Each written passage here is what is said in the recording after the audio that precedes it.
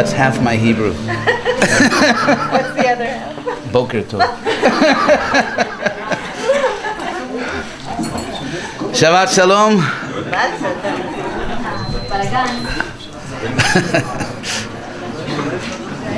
Actually, in America, they also say Shabbat Shalom. No. When I was a child, they used to say that. Yeah. I told them to keep doing it. So, Hare Krishna. Back to home, back to Harish. So, thank you all for coming. I think today we're going to speak about Mahabharata. Is that correct? Maha in Sanskrit means great, and we still have that word in English as Magna, like magnify, magnificent, Magna Carta, that's Maha. Just a little linguistic note here, which is more comfortable. It's like an airline seat. If you study linguistics, then you see that where's a Lokika? She's a Sanskritist. If you study linguistics, you see that a Sanskrit H tends to become a European G. So, for example, you have the Sanskrit word Vahana, which means a vehicle. And so Vahan becomes German Wagen, as in Volkswagen. Or Maha becomes Magna. Or Mega, like mega bucks. And you take the Sanskrit word aham, like ahankara. Aham means I. And so the H becomes a G. So from aham, you get the Greek word ego. And also, if you take the word huta, huta in Sanskrit from the verb hu means to invoke. So huta means the one who's invoked, or God. And so if you change the H to G, it becomes a German Gott and the English word God. Not to be confused with the Hebrew word God, but every class has to be at least one God joke, right?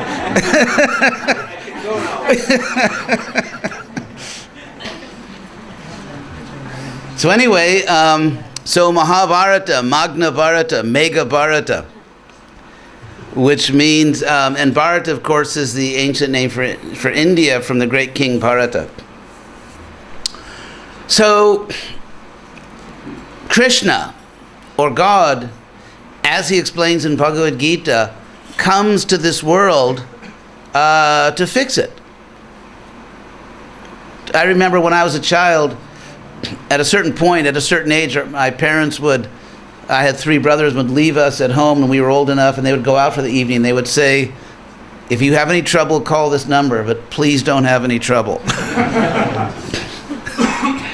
And of course, we always found some way to have trouble and call them. So, and if there was a lot of trouble, then of course the parents had to come home and ruin their evening. So, so that's basically it. When the kids are having too much trouble, they call the parents, and then Krishna comes into this world to fix everything. So Krishna says in Bhagavad Gita, yada yada hi dharmasya glanir bhavati bharata. Whenever dharmasya glani means something is deteriorating, something is declining, collapsing. So whenever dharma is collapsing, and abhyutanam dharmasya, I was explaining last night, abhi means aggressively, and up, uttanam, standing up aggressively, rising.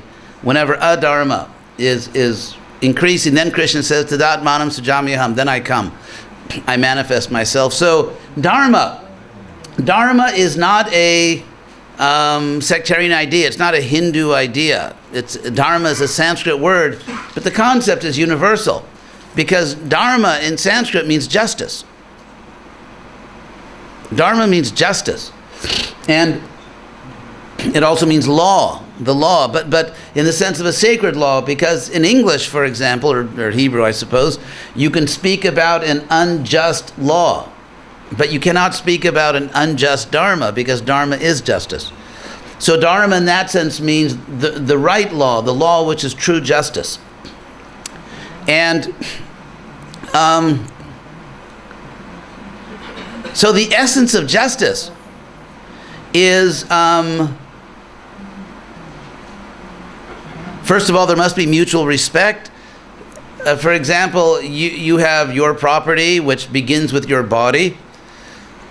I mean, the first, in a sense, the body, obviously we know everything ultimately belongs to God, but in terms of human justice and human law, one has one's own body, and then the extensions of the body, such as one's clothes, one's home, it can be one's family. And so the idea is that this mutual respect, which is essential to have civilization, ultimately is based on the soul within the body. Because if we were just material bodies, if we were not eternal souls, then in fact the notion of equality would be nonsense, because we are not physically equal. Obviously I can run much faster than anyone in this room. That's a joke, right? Yes. By the power of the mind. Yeah, by the power of the mind, not by the power of the legs.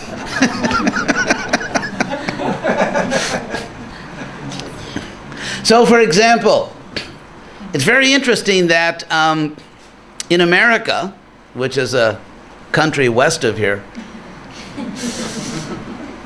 in America, you have this idea. Well, you have this idea which spread all over the world, which is equality, and in the Declaration of Independence, written by Bhakta Tom Jefferson, in the Declaration of Independence, it begins by saying we hold these, and I want to talk about this because this is the basis of democracy, which no one knows because thinking is not popular in the modern world. But the Declaration of Independence, which actually established a vision of how human beings should live together, which spread all around the world, and of course is also in Israel. Ancient Israel was not a democracy. So we hold these truths to be self-evident.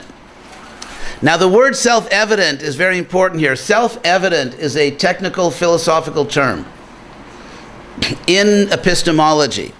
Again, epistemology is the branch of philosophy which asks the question, how do you know you know, and so on.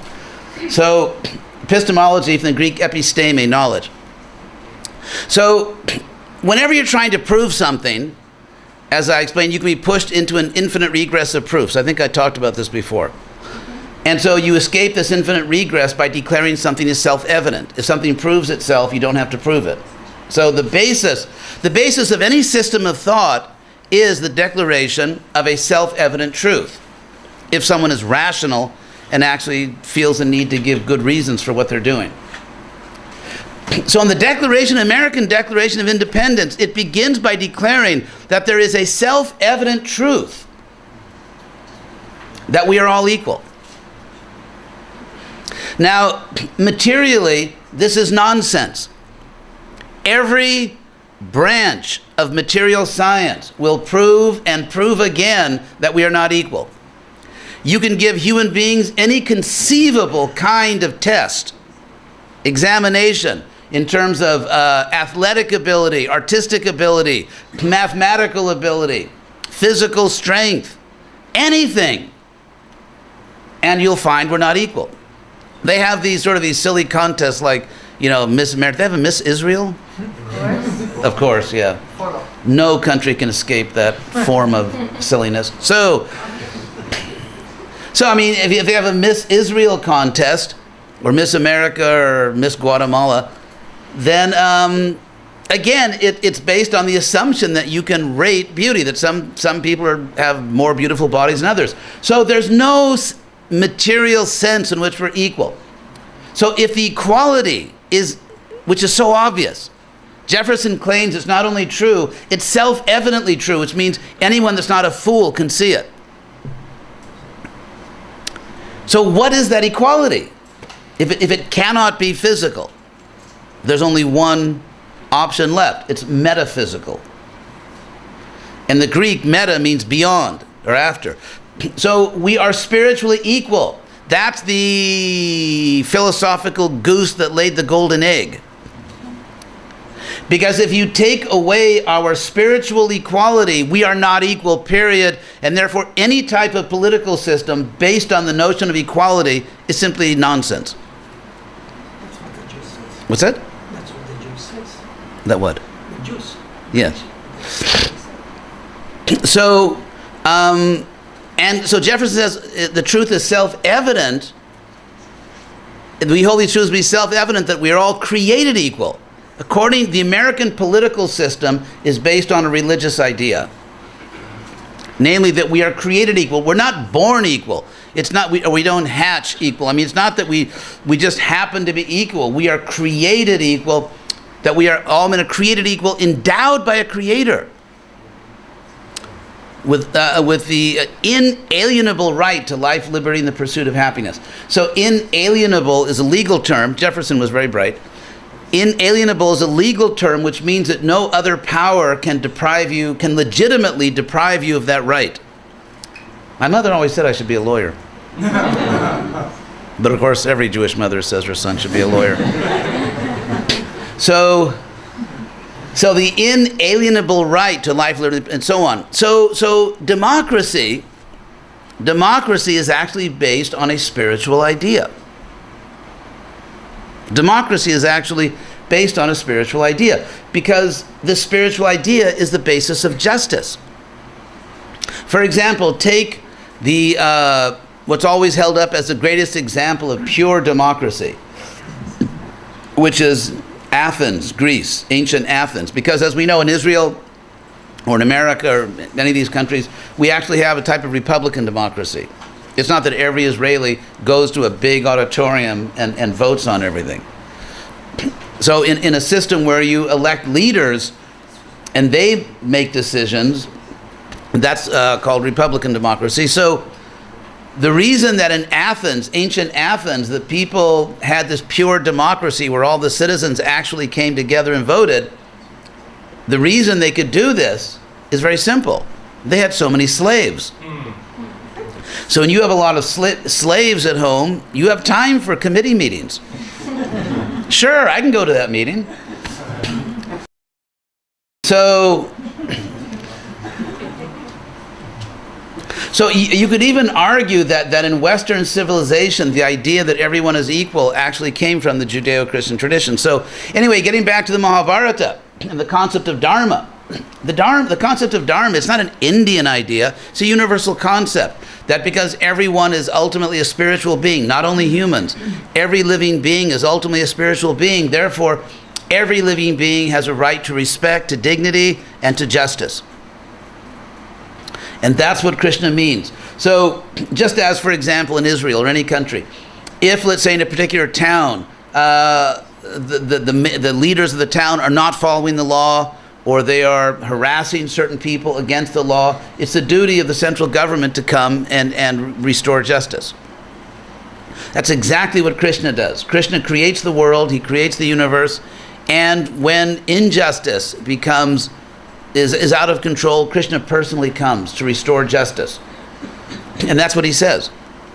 Paritranaya sadhunam vinashaya cha duskritam, basically to save good people and to red card, like in soccer,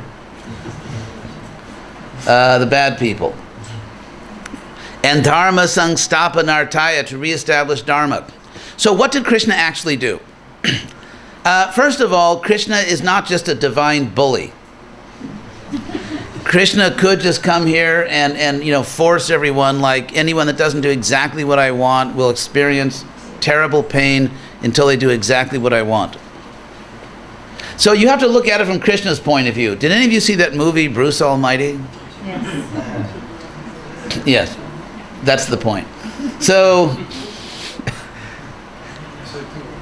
Ishvara Krishna saw, put him down as having seen it.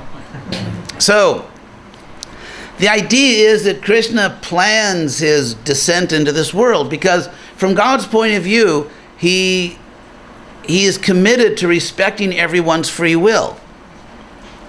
Because if Krishna takes away our free will, then we're not really persons. What are we? We become slaves, mindless slaves, or machines.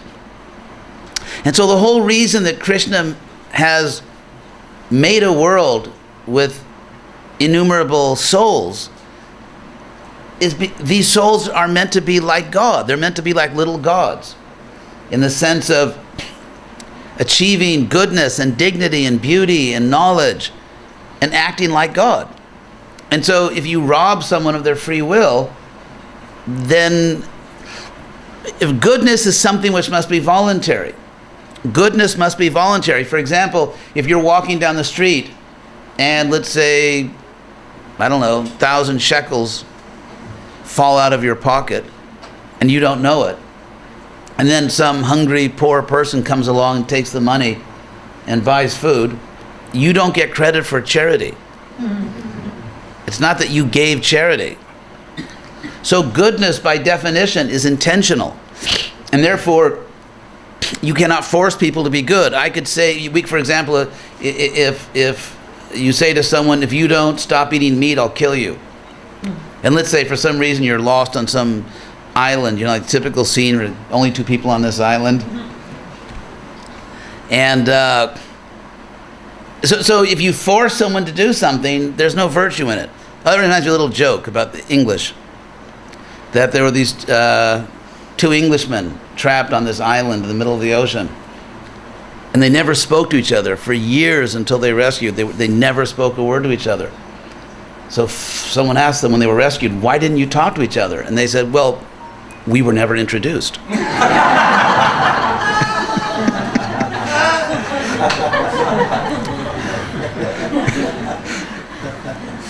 That would never happen to Israelis. No. So this is from Krishna's point of view. Of course, Krishna does, let's say, people who are actually like people who are really bad people and doing bad things, Krishna stops them from doing that. But how can souls be brought back to God without interfering with their free will? For example, if you have children, they reach a certain age where you can't order them to do this or that, and so you have to persuade them, and the only hope is to persuade them. And so how does Krishna persuade people to come back to their real home? I sometimes give this example that in the late 1960s, when I was a student at Berkeley during all the political agitation, of course I was extremely young in 1969, but there was a very common thing going on then, where children were leaving home. Berkeley was, well, maybe it's not the best expression in Israel, but Mecca, in the sense of that Berkeley was like the place all the young people in the country, and not the world, wanted to go. And so I was a student there, and young people would arrive there from everywhere. But a lot of these young people, they left their homes because there was a real problem between generations. Basically, our parents were for the war in Vietnam. We were against the war in Vietnam. We were for civil rights. Our parents were a little uneasy about civil rights and all that. And so basically, obviously young people were for sexual freedom. No big surprise there. And of course, the parents were for sexual restraint. So on every issue, parents and children were just completely divided. And they called it the generation gap. So children were leaving home, and many of them are going to Berkeley. So they had a community newspaper there called the Berkeley Barb. And of course, newspapers get their revenue from their advertising. So half the newspaper consisted of classified ads in the back of the paper of parents trying to find their children. And I used to sometimes read these ads. They were very poignant, like, Johnny, come home, everything is forgiven. Or, Susie, your room is just as you left it. And so it was kind of, it was really pathetic because all these parents desperately trying to find their children. So Krishna comes to this world trying to persuade his children to come back to their real home. Obviously, this world is not our real home because it vanishes, or you vanish. And why is it so painful? Why is it so Why do people suffer so much when someone they love leaves this world? Why do people suffer so much when they have to leave this world? Because it's unnatural. And despite all this pseudo-philosophy trying to convince us it's natural, actually it's unnatural. It's unnatural because we're eternal. It's just like if you fall in love and you form a relationship, and then, in the words of all those great American songs, you done me wrong. So if people are in a relationship and then the other person leaves, why do we suffer so much? Because it's unnatural, among other things. People talk about like true love never dies, but in this world, love always dies. Or the lovers die. So we are meant to live in an eternal atmosphere. We are meant to have eternal friendship, eternal family, eternal lovers. We are meant to live forever. We're not meant to have the body grow old and look very strange. Fortunately, I haven't experienced the aging process. Or maybe is it that my disciples always Photoshop my pictures? Anyway, so... But it's a fact. As you get older, more and more, I like look in the mirror and I think, oh my God, who is that? My father. It's your father. So actually, because it isn't us. It's like, I don't know about you, when I was young, whenever I looked at a picture of myself when I was a teenager, I was just like, the pictures where I look really good, that's how I really look. And the pictures that look bad, that doesn't look at all like me.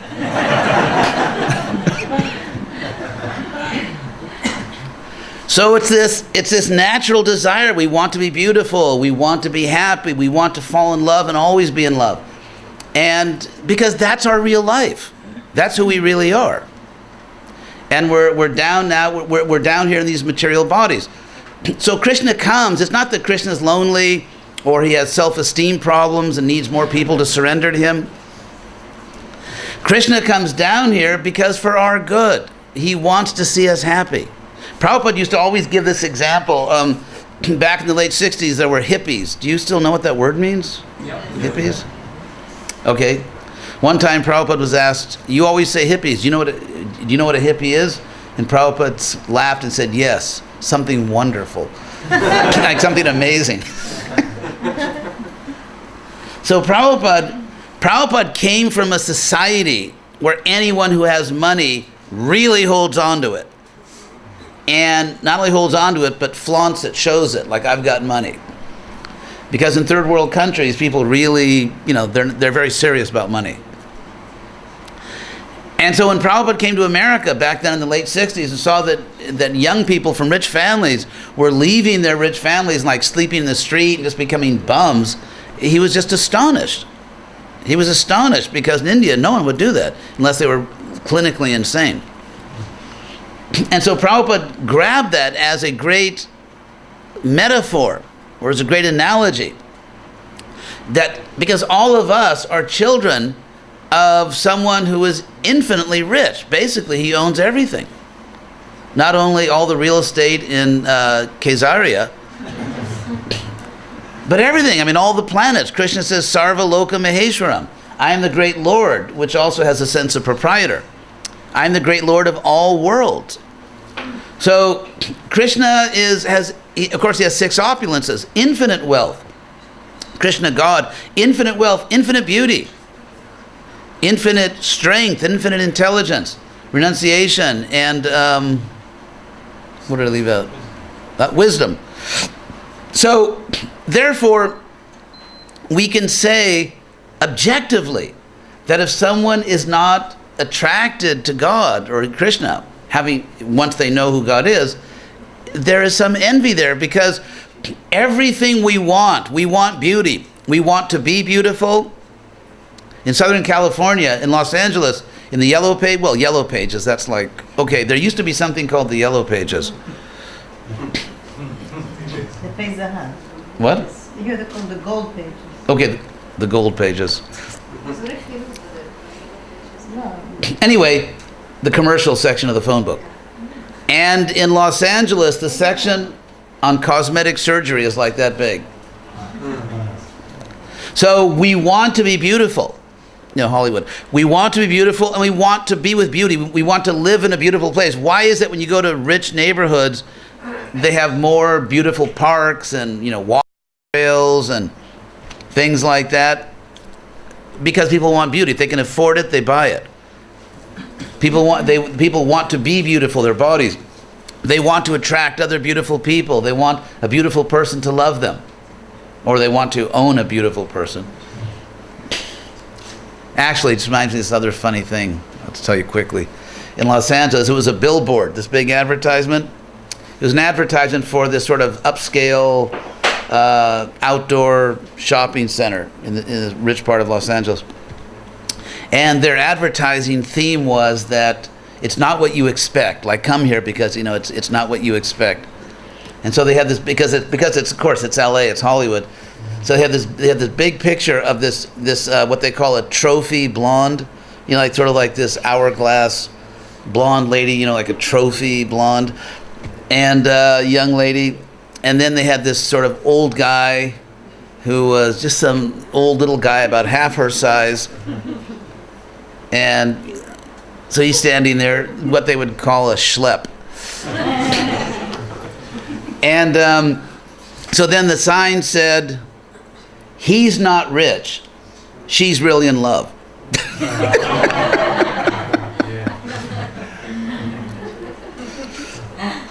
But anyway, so in this world, we want all these things. So all the things we want, beauty, wealth, power, intelligence, and detachment. For example, detachment is a form of power or freedom. If you are attached to someone, they have power over you. If they tell you one day, I don't like you anymore, your whole world collapses. Your whole world collapses. So the more we're attached to someone, the less freedom we have.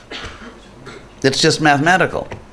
By the way, this doesn't mean you can't love someone, because love is different. In real love, you don't want anything. Attachment means I need something from you. So Krishna's opulence of detachment means total freedom. Because to be attached to something literally means you're not free from it, you're attached to it. And so when you're detached, which is the precondition for real love, by the way, because real love means that I just love you. It's not business, it's not a deal like, okay, you tell me how wonderful I am and I'll tell you how wonderful you are. It's love. You just love someone. So why do we want all these things? Well, first of all, I wanted to say we want all these things, but they exist infinitely in Krishna. So if you say you want beauty, and you do want beauty in your life, you want beauty in your life, and Krishna is infinitely beautiful, how could you not want Krishna? You do want beauty, and Krishna is infinitely beautiful. You do want, let's say, enough wealth to live peacefully and comfortably, and Krishna is infinitely wealthy. We do admire, we're attracted to intelligence, and Krishna is infinitely intelligent. So everything we actually want exists infinitely in Krishna. So to say, I don't want Krishna, something else must be going on there. Because if someone says, for example, I want vanilla ice cream, you say, okay, here's some vanilla ice cream. I don't want it, but I want vanilla ice cream. What's going on? There's something, what else is going on there? You have to know that Krishna is everything that you say he is. That's right. No, even people do know, actually. Because the only catch is that Krishna is God and you're not. That's the only problem. And for some people, that's a huge problem.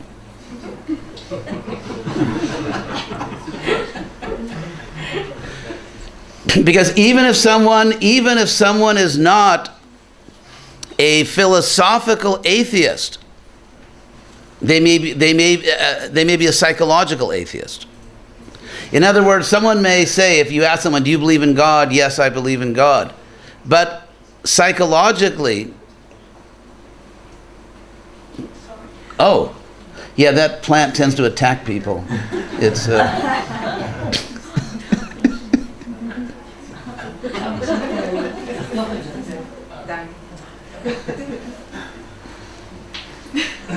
don't sue us. So that's America. So, in other words, I may philosophically say I believe in God, or I may even believe in God, but emotionally, psychologically, in my daily life, I'm the center of my life. And I want to remain the center of my own life. I don't want Krishna to be the center. I want to be the center. I want to see everything revolving around me. Now, if you think about it, that's what sense gratification is. It means if I see something, I want that. I don't want it for Krishna, I want it for me. And if I don't like something, even though Krishna may like it, for example, in relationship between devotees, obviously it's pleasing to Krishna if devotees can cooperate together and get along. But I may say, I just don't like this person. So therefore, I'm not thinking, well, what does Krishna want? I'm thinking, what do I want? So, or for example, Krishna may want me to do some service, and I think, nah, I don't like the weather there. It's interesting, Krishna says in the Bhagavad Gita, if we give up our duty because we fear that I won't be completely comfortable. We're not talking about going into a dangerous situation or anything like that, but just, nah, I won't like it. But it's really my duty. So, if we are accepting things and rejecting things because we like them or don't like them, then emotionally, psychologically, we're not really in a God-centered world. And so that's why in Krishna consciousness, without doing anything crazy or rash, but I mean, we have to think that way, that is this good for Krishna? And because whatever is good for Krishna is good for me. I'm part of Krishna. I'm part of Krishna. I mean, we all are. It's not just me. We are all part of Krishna. So, Prabhupada always gave these beautiful examples, like the hand is part of the body. So what if the hand, this is Prabhupada's example, what if the hand one day thought, nah, the body's exploiting me, I have to keep giving food to the body. I'm just going to go independent.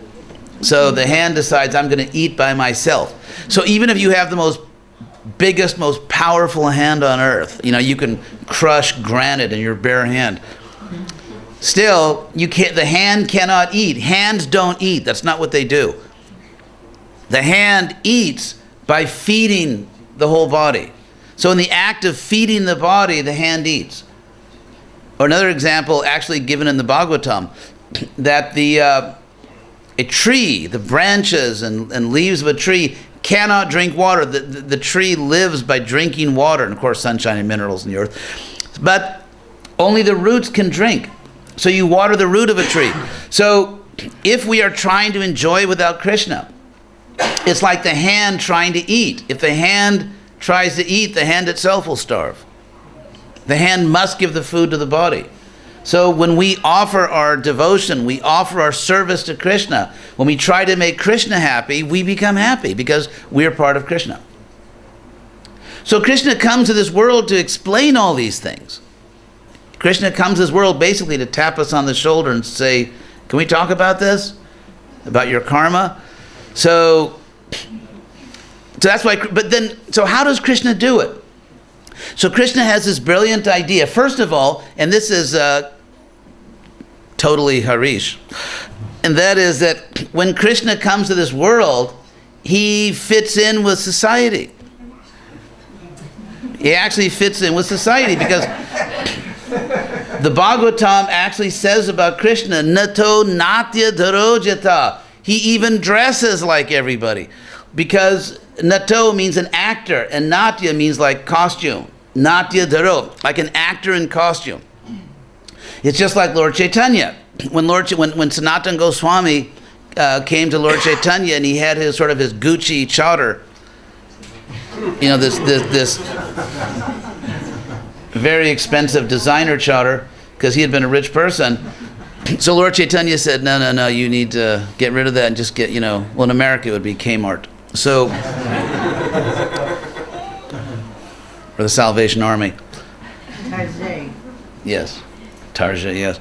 So he told him to, why? Because that was the standard for that culture. It's not eternal Vedic culture. It was the standard in the early 1500s, first part of the 16th century in northern India. And to give an example, Prabhupada wore silk clothes and, rings, sometimes jewels. Why? I mean, he didn't care about it. He couldn't care less about it. But he was in a world where, like in India, people admire wealth. And in the West, people admire wealth. So you have Prabhupada doing exactly the opposite of Sanatana Goswami, but doing exactly the same thing. And that is fitting into their society. So when Krishna comes, Krishna actually comes because Krishna knows that, first of all, you have to allow people to identify with you, and then you can talk to them. Then you can persuade them. If people think you're the man from Mars, so, yes. So anyway, so Krishna personally comes and fits into human society. If you see how Krishna acted in Vrindavan, how he acted in when he became a prince in Mathura and Dwarka, he fit into that society, but he was God. So he showed two things. Number one, hey, I'm just one of you. Sorry, Tulsi. He said, I'm just one of you, so people could identify with him, people would become attached to him, but then he did amazing things because he's God. So he did both. He fits in, he becomes one of us.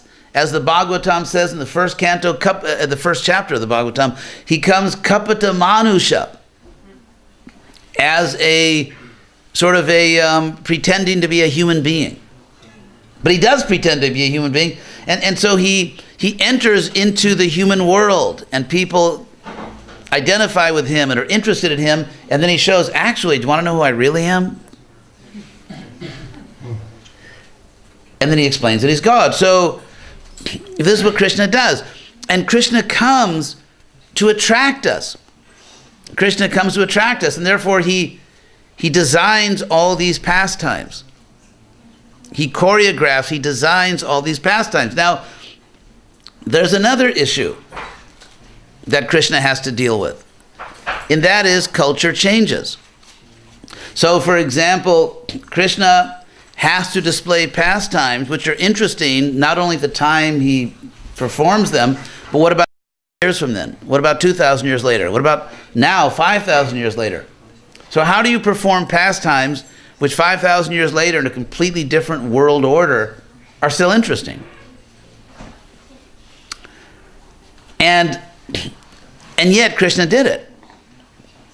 However, different cultures at different stages in history, different civilizations become attached to Krishna Leela, for example in India, and then they tell the stories in a way that they find attractive. For example, if you look at, let's say if you look at movies in the 1920s and 30s and movies today, some things are universal. Some, in terms of plot development, in terms of character and dialogue and so on, some things are universal, but some things are very different. Some things are very different, and sometimes we like the old way better. Sometimes we like some of the new things. And so, in the same way, it is our responsibility, actually, to take these pastimes of Krishna and take them as they are, not change them, of course, we can't, but to find the universal message. And we have to understand how Krishna's pastimes are universal, and then present them to the world. So in Mahabharata, the Mahabharata is kind of a combination of Star Wars, Lord of the Rings, and I guess in the Old Testament. So, how much time do we have? What time is it now? I think 1 hour. Oh wow, so much more time? Half an hour, 1 hour, whatever. Do you know my rates? So, Are you sure you can afford it? So, just kidding. So after all that introduction, I'll just briefly, what actually happened to the Mahabharata? First of all, the Mahabharata is a multi-generational story. The main story, the central story of the Mahabharata actually covers about 7 or 8 generations. And so, people don't always know this, so I'll explain it. The Mahabharata actually begins, in other words, the main story, not literally the physical text, but the main story, let's say it's of Krishna coming to this world, actually begins in the 8th canto of the Srimad Bhagavatam. Because in the 8th canto of the Bhagavatam, there is a great battle on higher planets between the Devas and the Asuras, or Suras and Asuras, the good guys and the bad guys. I mean, everywhere in Israel, there are good guys and bad guys. In America, go anywhere in the world, and there's, good guys and bad guys. So in the universe, there was this great battle described in the 8th canto, and the Devas, the godly people who govern the universe on behalf of God, they won with Krishna's help. But then, if you study insurgencies, the asuras planned a counterattack. And so, if you study the nature of insurgencies all around the world, in other words, people who are revolting against the government but cannot, or want to take power but cannot directly march on the capital and try to take the government. So typically what insurgencies do when they're not prepared for open combat with the government power is they go to some place which geographically is inaccessible or difficult. For example, right now in Colombia, they still have that ongoing problem with FARC, that violent Marxist group. And so they're in the jungle. They're in the jungle. Why? Because in the jungle, it's hard to find you, and it's hard to bring in heavy equipment, and so on and so forth. Or in Chechnya, the people went into the mountains. Or, for example, in North Africa, typically groups will go to the desert, like in Sudan, for example. Same in Israel. Yeah. Desert. Yeah. You go to the desert. So, in other words, you go to some place where it's hard to find you, and where it's problematic. So basically, over 5,000 years, so probably about maybe 53 or 5,400 years ago, several generations before Krishna came, there was an insurgency in the universe. So the place, when the Asuras wanted to build back their strength, organize, and get prepared to again fight to take over the universe, they decided that they would find a remote planet. They would find a remote planet where they would not be suspected, take over that planet, and use it as a so-called Death Star, Star Wars, to again fight for control of the universe. The planet they chose was Earth. And that's how the whole story starts. And that's actually what happened. Therefore, in the beginning of Prabhupada's Krishna book, when he says, once the world was overburdened by the unnecessary defense forces of demons disguised as kings, he doesn't mean that real kings are very nice and Krishna conscious and they weren't, so they weren't real kings. That's not the point. The point is they were aliens. They were actually from other planets. And so they were very clever, because it's like, what's that great line from Star Wars? Luke, you don't understand the power of the dark side of the Force. I'm from Hollywood. So,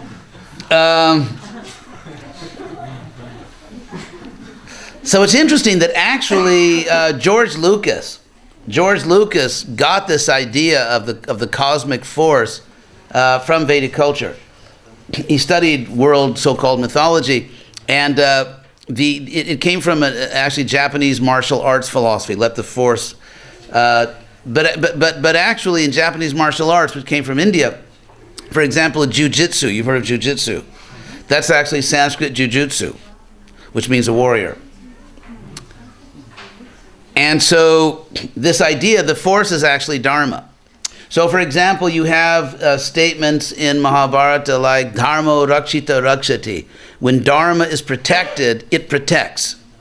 Like when you protect the force protects you. And dharma hingsita hingsati. When dharma is injured, it injures. If you injure dharma, it will destroy you. And so, therefore, considering this, the power of the force, or the power of dharma, the asuras had this very interesting strategy, that they would, basically a two-part strategy to take over Earth, which was very clever. And if there's no God, it was a great strategy. So the first idea was that they would take birth as princes in the most powerful royal families. And therefore, without firing an arrow, they would just take over the most powerful political dynasties on Earth.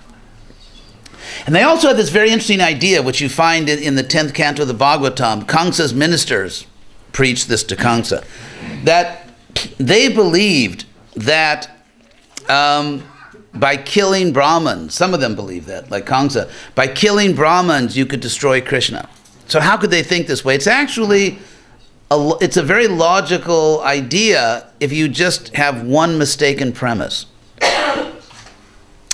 And that is, have you ever seen Harry Potter movies? Harry Potter?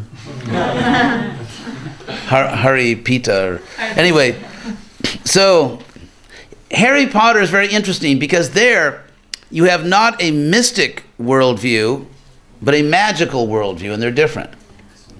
Because a mystical worldview means that there are powers beyond the ordinary physical powers.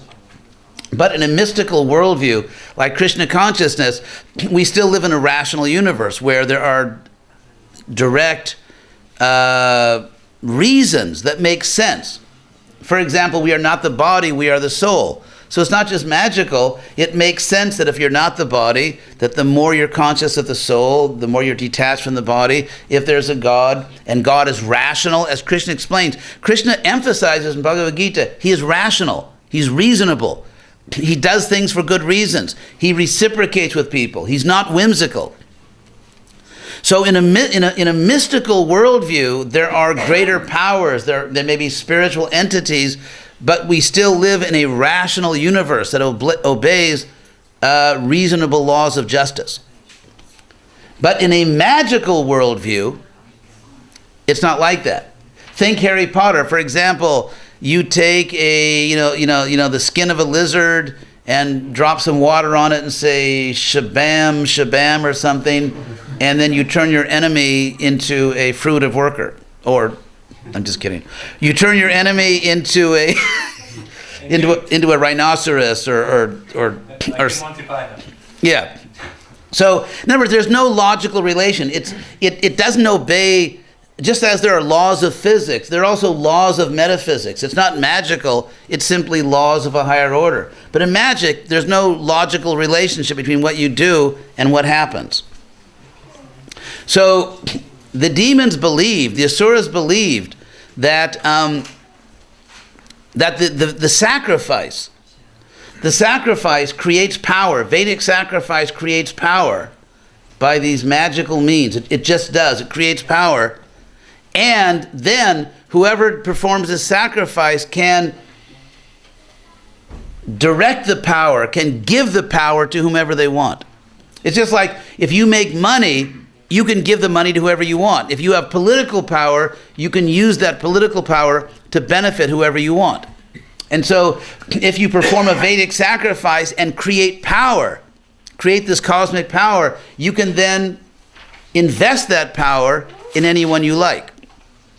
And so the demons believed, and actually this is a very modern idea in a sense, a lot of people think this way, even New Age people, that when you perform Vedic sacrifice and create this power, because the sacrifice is being done in the name of Krishna or to Vishnu, it's not that Vishnu is empowering the Brahmins, they are empowering Vishnu. Because the sacrifice works with or without God. This is Mimamsa philosophy. In that sense, the asuras were Mimamsa philosophers who believed that it's the mechanism that creates power. You don't need God. You don't need demigods because the mechanism itself, like if you have a jet plane, you don't need God. If the jet plane obeys the laws of good, aerodynamic engineering, it flies. It's not about God, it's about the engineering. And so this was they had an engineering view of life, that if you perform the right sacrifice, it creates power. And because the Brahmins do it for Vishnu, that's where he gets his power. So if you kill the Brahmins and they stop performing these sacrifices, he doesn't get his power. It's just like, for example, people thought Saudi Arabia was sending money to the Islamic State. So it's not that they're God, but they're getting money from certain sources. And so in the same way, cut off the funding, cut off the mystic funding to Vishnu, and then Vishnu loses his power. So therefore they wanted to kill Brahmins. But how do you kill Brahmins without violating dharma so heavily that you're destroyed by violating, dharma? And so they had a very clever idea of how to do this. They would take birth by their power as animals, violent animals in the forests and jungles, lions, tigers, and so on, and they would kill these sages. Because when a wild animal kills a sage, it's not against the laws of nature. Because wild animals, that's what they do. They attack and kill other beings. So they had this whole plan.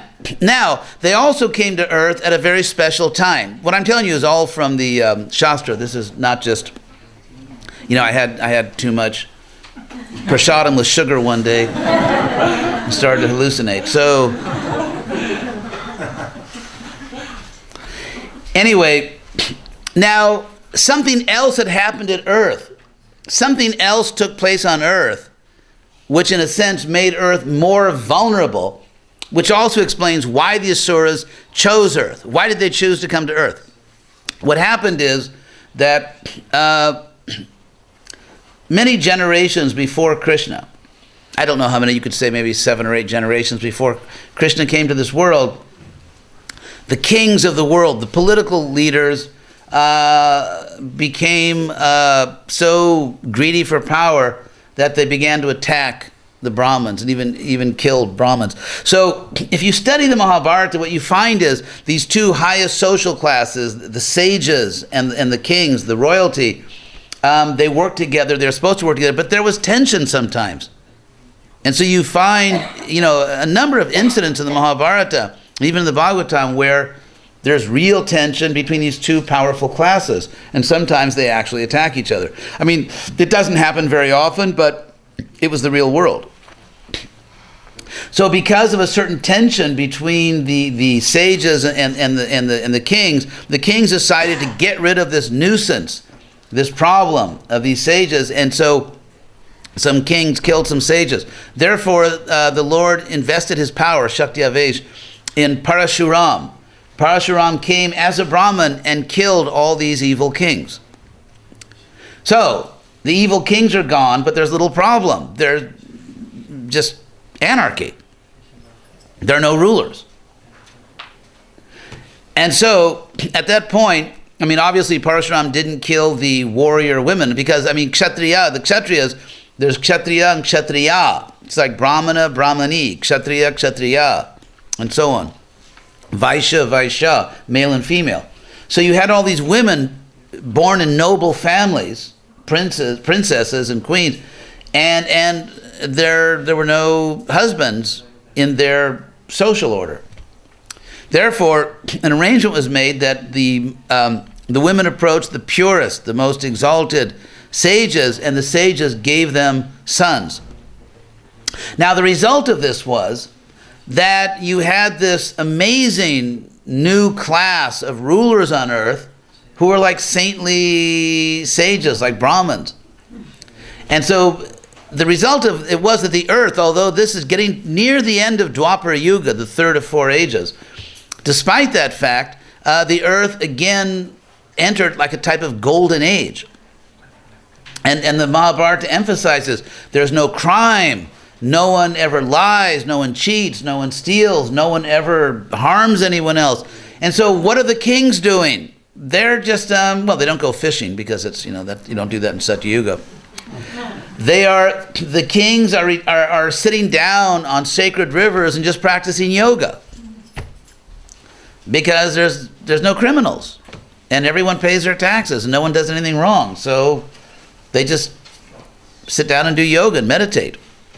For example, the powerful Kuru dynasty, King Pratipa, who's the Kuru king and the father of Shantanu, who really starts the main story of Mahabharata, Shantanu. Pratipa, he's on the bank of the Ganges meditating and trying to benefit the world, not by riding around and smashing the bad guys and helping the people, because there's no one to help. So he's just meditating on universal good and meditating on Krishna and through mystic yoga trying to benefit the world. Now there's another king, actually a prince, who has a problem. This prince is named Vasu, and he's a Chedi prince. He's a prince of Chedi. Chedi, if you know the geography of India, if you know where Delhi is, India is kind of like a diamond shape, and up in the north central part is Delhi. If you go straight down from Delhi, you come to Vrindavan and Mathura, and then Agra, Taj Mahal. And then if you just keep going south, about another maybe 100, 200 miles, a couple hundred miles, you come to Jhansi, where Prabhupada used to live, and then into Madhya Pradesh. So in that area, sort of farther south, maybe like a couple hundred miles south of Agra, was a kingdom called Chedi. And maybe 100 miles south of Agra. And so that was Chedi. And so there was a Chedi prince, and actually there was a prince named Vasu who wasn't from Chedi. But he had a problem, that is he was a prince without a kingdom.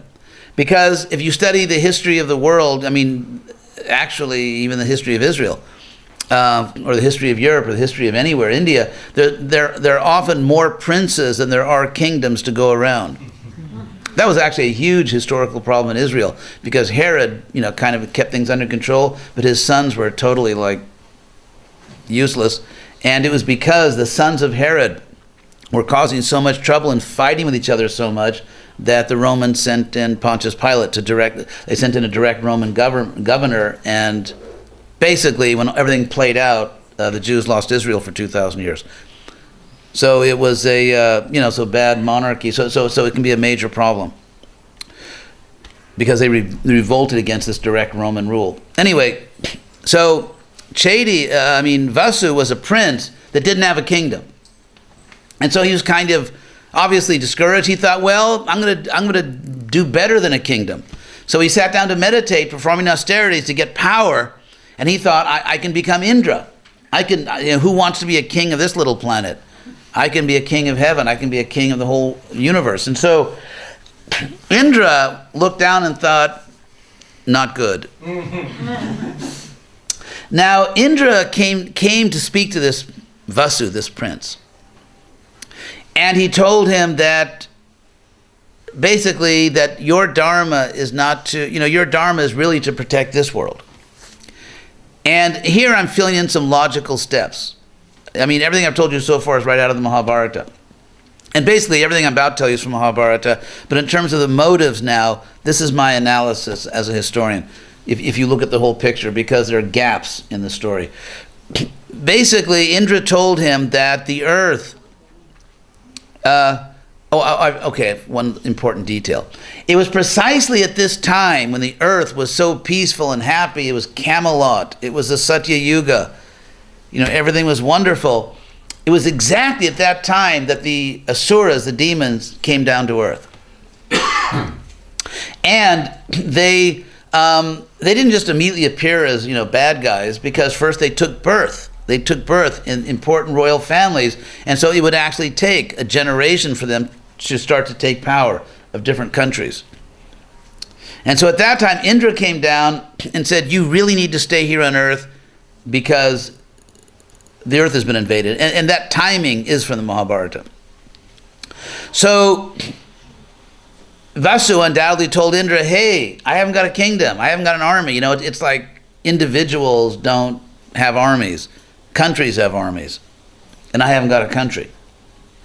So Indra told him, I will make you the king of Chedi.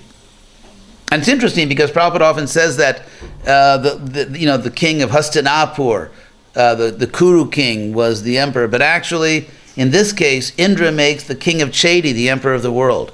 And that's emphasized in the Mahabharata, that because Pratipa, the Kuru king, was just doing his yoga on the bank of the Ganges. And so it was actually Vasu. He made him the king of Chedi. And he made him the emperor of the world. He made him the most powerful king in the world. Now, this Vasu had 5 sons. The oldest son was Brihadrata. And he was so powerful, Vasu, that he could give kingdoms away to all 5 sons. He didn't divide Chedi. It's very interesting because if you read the Mahabharata sort of as like a professional historian and really look for these things, actually all 5 sons ruled Chedi together. He did not divide their homeland, Chedi. So they all 5 had the joint rule of Chedi, but then he gave each of them another kingdom. That's how powerful he was. He could just give kingdoms away. He could give countries away. And one of the countries he gave away was called a very famous country back then, because India was like Europe. Those were countries. Everything that today is a state in India, for thousands of years was a country. And so he gave him Magadha, which today is Bihar. It's between like Delhi and Calcutta. There's a state. He gave him Magadha, it was such an important state that the 2 most important empires within Indian, let's say, in the last 3,000 years or last 2,500 years in India, were there in Magadha, the Mauryan Empire and then the Gupta Empire. So it was an important part of India. He gave him Magadha. Now, what's interesting is this family of Vasu was empowered by Indra to protect the world from this Asura invasion. But the Asuras, what did they do? The greatest Asura, the most powerful Asura, took birth as the prince, the heir to the throne in Magadha, as he became Jarasandha. The grandson? The grandson of Vasu. It's very interesting because Vasu also had a very beautiful daughter named Satyavati who gave birth to Vyasadeva. So Vasu is the grandfather of Veda Vyasa, the incarnation of Krishna, and of Jarasandha, direct grandfather. So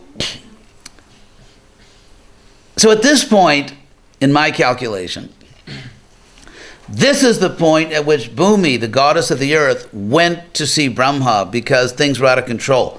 Indra had empowered this family to protect the world from the Asuras, and the Asuras were taking over that family without violating dharma.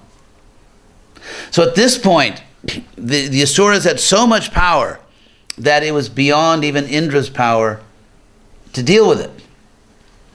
Indra, of course, is Jupiter. And Jupiter is a Sanskrit word, you may know, because Ju in Sanskrit means heaven, and Pita is father, like Pita. So Jupiter, the father of heaven. Jupiter. It shows you the obvious connections between classical civilization and Vedic civilization. So anyway, at this point, because if you say the in the 10th canto says that Bhumi, the earth goddess, went to Brahma and said that, I can't deal with this. So at what point did she go? So you have to take that event, but then you have to look at the history of the time, all these different generations of kings, and, at what point, because at some times things are going great. Why would Bhumi go there? So in my calculation, this is the point she must have gone to Brahma, because Indra had a plan. Like, I don't need Vishnu, I can do this. It's just like in the 8th canto, because, first of all, he doesn't want to bother Vishnu, and second of all, he's Indra. He doesn't want to always have to call home to Dad, like, Dad, can you help me? He wants to do it himself. So, for example, in the 8th canto, when the Devas and the Asuras have their big battle, Indra wants to do it himself, and he actually is winning. But then the Asuras resort to this sort of this mystic power. This, like, they break the rules. They use like forbidden weapons. It's like what's his name? Bashar al-Assad with his chemical weapons, which he doesn't use except when he uses them. And so even in the modern world, with all of its insanity, there are certain rules of warfare. And there are always rules. And so there were rules of warfare even between the Devas and the Asuras, and the Asuras violated those rules, brought in forbidden weapons, and then and it was at that time that Indra had no choice but to invoke Vishnu, and then Vishnu came, and the good guys won. So it sort of plays out again, because Indra, naturally, he wants to do his job. It's like if you have a service, you want to do your service. You want to have to say, I can't do it, and then have someone else come and do it for you. So just as in the 8th canto, Indra had to call Vishnu. So again, Indra had a plan to protect the earth from the Asuras, but it didn't work. Because they actually infiltrated and were taking over the very family that was empowered to protect the earth. So at that point, Bhumi goes to Brahma. Brahma says, I need to take this to the supervisor. So he goes to Vishnu. It's like, in a company, like, I can't deal with this, I have to talk to my boss. So Brahma goes to Vishnu, and then Vishnu says, we can deal with this. So Vishnu decides, okay, I will personally come to the world, and he tells the demigods, you should empower great souls to come down also, because we're going to take care of business. So Vishnu comes down, of course Krishna comes, and then Indra, and then the Pandavas.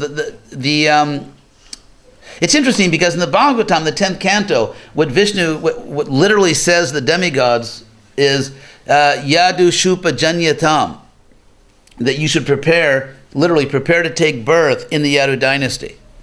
And yet, for example, we see that the god Indra invested his power in Arjuna, and of course the wind, Vayu, who's the most powerful god, in Bhima, and Dharma in Yudhisthira, and the Ashwins in Nakula and Sahadev. So, and yet Krishna has said to take birth among the Yadus, and the Pandavas are supposed to be the Bharatas.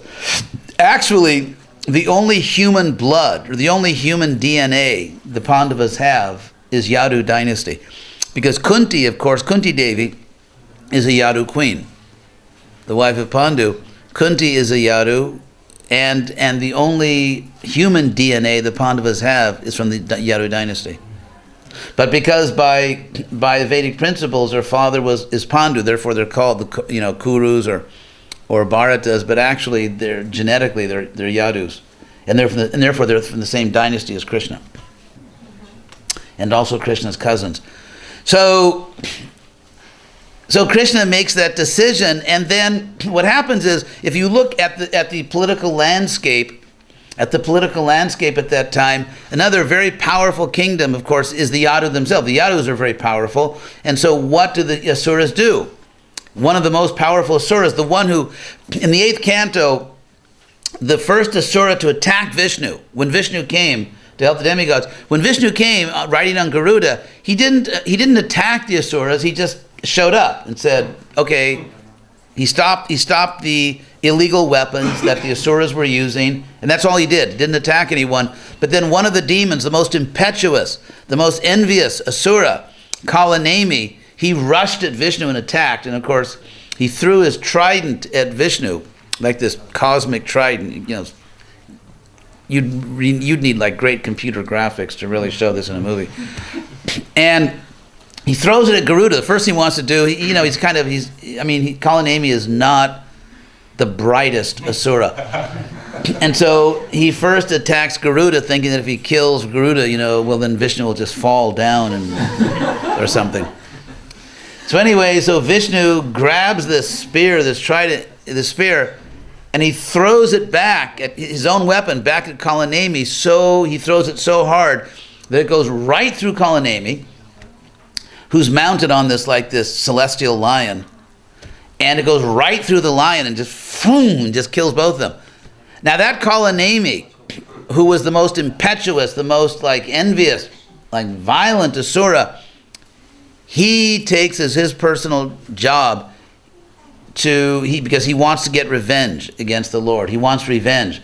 And therefore he takes birth in the Lord's own dynasty. He takes birth as Kansa. And that's why Kansa is always, sort of Krishna-phobic.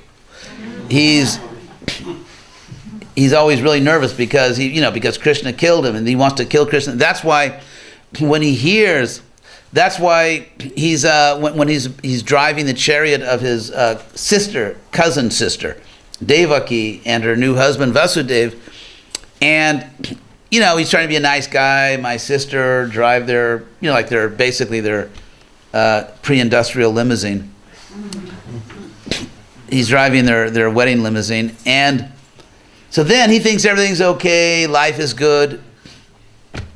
But then he hears this voice from the sky, which tells him the worst possible news. He says that actually your sister is going to give birth to Vishnu, to Krishna, her 8th son. And so he's like so violent. I mean, because if you compare Kansa to Jarasandha, they have very different personalities. Jarasandha is much more sophisticated. He's much more, even though he's actually more powerful than Kansa. And he takes birth as a sort of like a king. He has an army. Where is Kansa's army? When do you ever hear about Kansa just having a normal army? Kings have armies. Kansa never leads an army. And when Jarasandha attacks Krishna, he does it by the rules. He comes with an army, and they have a normal, conventional battle. Whereas Kansa, he doesn't have a regular army. I mean, he's very powerful himself. He's very sneaky. He sends all these like yogi demons to Vrindavan to take different shapes. Like, they always try to trick. It's all tricks and cheating and changing shape. And, first Putana comes in as this like sort of like, I don't know, Miss Mathura. And she comes into Vrindavan, but it's actually this hideous Putana. And so if you look at Kansa's personality, extremely violent, extremely just like passionate and wild. And whereas Jarasandha is very different. He's much more mature. But anyway, so when Kansa hears this, he immediately grabs his sister, and he's going to just literally just cut her throat or cut her head off. It's just this poor, on her wedding day, like, well, this is my wedding present for you. So anyway, so the whole story kind of unfolds, but apart from that, the asuras have taken over the great dynasty originally from Chedi and now in Magadha, now sort of centered in Magadha, the very dynasty that was meant to protect the earth. And then Kansa takes over the Yadu dynasty. So the very dynasty in which the demigods, through their empowerment, are supposed to appear, and the very dynasty in which Krishna is going to appear, he takes over that dynasty. So this is becoming a major problem for Bhumi, for the earth goddess, because the demons are actually winning in a sense. They're outsmarting the demigods. And then if you look at Duryodhana, these are in a sense the 3 greatest asuras in the whole story. There's Jarasandha, and then the next generation is Kansa, and the next generation is Duryodhana. And Duryodhana is actually in a sense the most sophisticated. Duryodhana has the most sophisticated strategy because he actually doesn't attack Krishna. I mean, one time he goes a little crazy just before the battle of Kurukshetra and tries to arrest Krishna. He doesn't even really want to kill him. He's not that stupid, but he thinks he can maybe like keep him or do something to him. But Duryodhana, most of the time, tries to actually win over Krishna. He keeps saying, he keeps like whining to Krishna, "Come on, Krishna, we're all family. Why are you favoring the Pandavas?" And so you see, actually, all 3 demons had very different strategies. Although Kansa was dependent on Jarasandha. So anyway, if you look at the whole story, what was actually going on? So then, of course, Krishna comes and the demigods empower the Pandavas, and the story unfolds. But it's very interesting. So I gave you some of the background. This is what actually leads up to Krishna's appearance. So, any questions on these points? Yes. We're mentioning that Vasu. Vasudeva. Oh, King Vasu, right, King Vasu. I mean, the whole story actually happens in India. It's the same India that we know today. And if so, what about the rest of the world? What about the Europe? Right. Why does the whole story of the demons and demigods happen in India? Yeah. And not in a different? Yeah, what was going on in Philadelphia? So, So roughly, if you look at the geography of the Mahabharata story, if we use modern names or the conventional idea of what these names indicate, then the story roughly takes place in South Asia, but extending all the way, certainly in Afghanistan, and probably eastern Iran on the northeast. There are even people from Western Turkey or even Greece, because the sea, which between Greece and Turkey, that sea is called the Ionian Sea, and from the word Ionia, the word Yevana. So you could say that it extends northwest all the way into Afghanistan, maybe parts of Iran. It extends west into into Greece. And as far as the east, it certainly goes all the way to the far east of India. For example, it certainly goes all the way to the countries bordering the Bay of Bengal.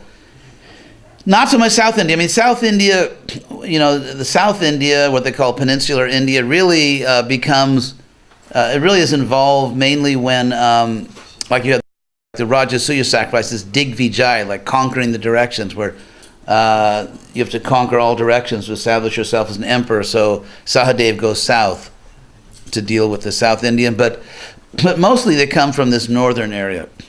And so what about the rest of the world? The first issue, I would say, is that we can't really be absolutely sure we know what these place names mean, these geographic names. For example, in South America, there's a country, Paraguay. And if you look at a map of South America, I don't know, like 100, 150 years ago, Paraguay was a huge country. I mean, it's one of the biggest countries in South America. But then Argentina and Brazil decided to get it, so they declared war, and they cut it up, and now it's just it's like this little sort of kidney bean. It's this little Paraguay. Similarly, if you talk about Great Britain or the British Empire, once it meant a lot of things, now it means what it means. And so, or even like the word Israel. I mean, Israel, what was Israel under Solomon? What was Israel in 1950? What's Israel today? What will Israel be? So, as far as geographic names, we can't say absolutely what these names meant. And so we can't rule out the possibility that this extended into Southern Europe or even Northern Europe. And as far as China, I mean, Chinese people are mentioned. The Chinese people are mentioned because they send tribute. I think the Rajasuya sacrifice, but they're not like major players. We have to remember something, that consider the two world wars.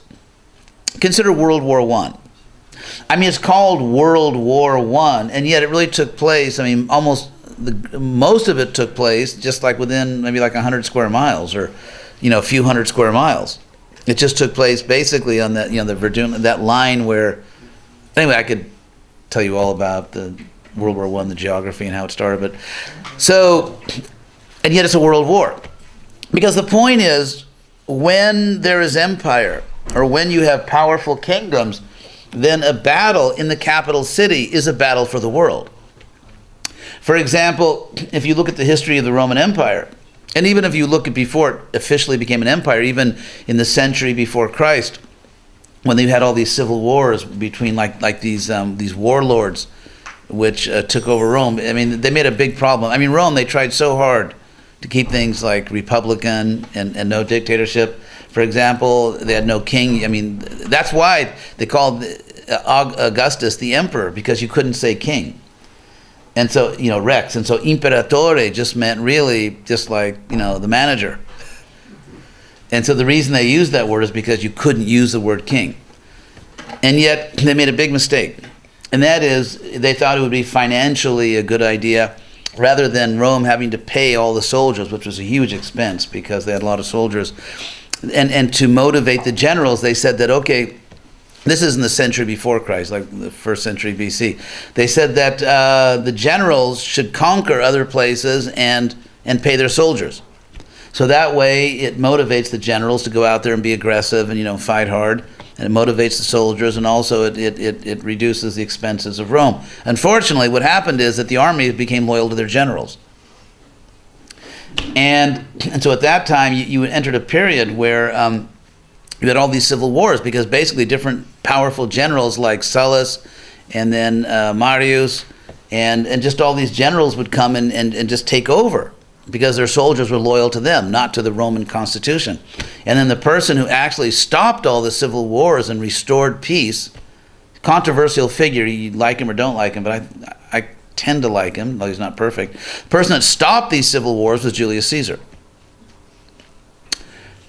And the reason Julius Caesar was assassinated was because he was like a real man. He was like a real man of the troops. He was just like, he would eat with his soldiers, he would sleep with them. He was really like, and so he refused to have bodyguards in Rome.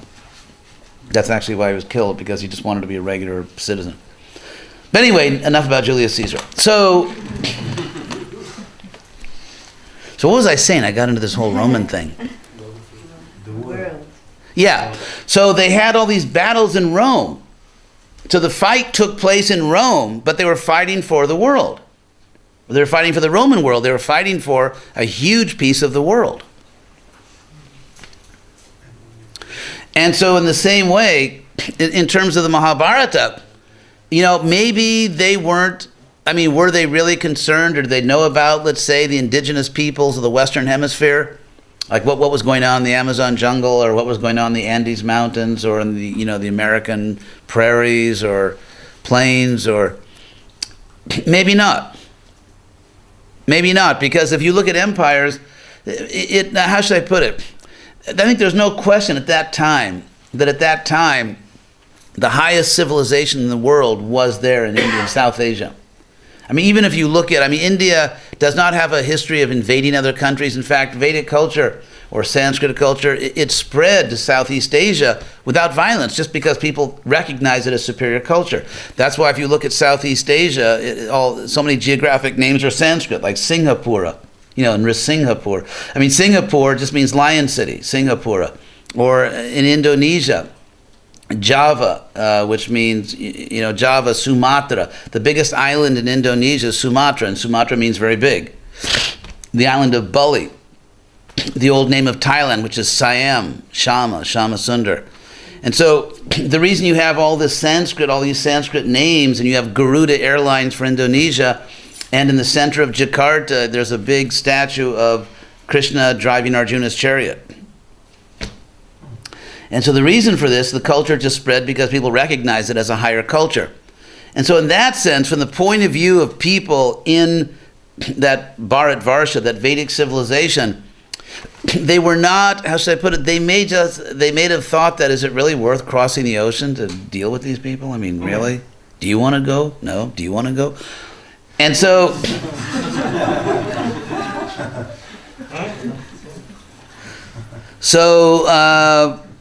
So that's basically what we can, again, we don't know exactly what these geographic names refer to. They could have referred to much larger areas. But the world they were concerned with, the world they consider to be civilized and important for maintaining high levels of human civilization, that's the world they fought for.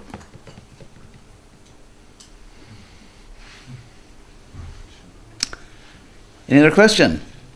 Stop here? You can stop here. There's some kind of sweets or something like this to distribute. Oh, thank you all very much. As Elvis Presley used to say, you've been a great audience. Hare Krishna.